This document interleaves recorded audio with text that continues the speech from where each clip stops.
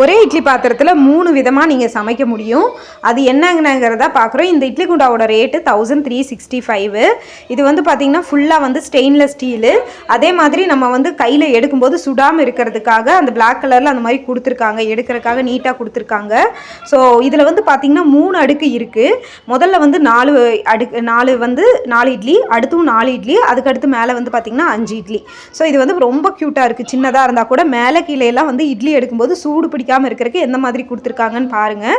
இதில் இட்லி மட்டும் இல்லாமல் மினி இட்லியும், குழந்தைகளுக்கு மினி இட்லி வேணும்னா மினி இட்லியும் வந்து பார்த்திங்கன்னா சமைச்சிக்கலாம். இடியாப்பம் ஏதாவது கிழங்கு, சக்கரவள்ளி கிழங்கு அந்த மாதிரி வேக வைக்கிறோனாலும் அதுக்கு கீழே ஒரு லேயர் கொடுத்து வச்சுட்டு மேலே வந்து குட்டி இட்லியும் நம்ம வந்து இது பண்ணிக்கிற மாதிரியும் கொடுத்துருக்காங்க. இதை எடுக்கிறதுக்கு ஒரு சின்ன கரண்டியும் கொடுத்துருக்காங்க.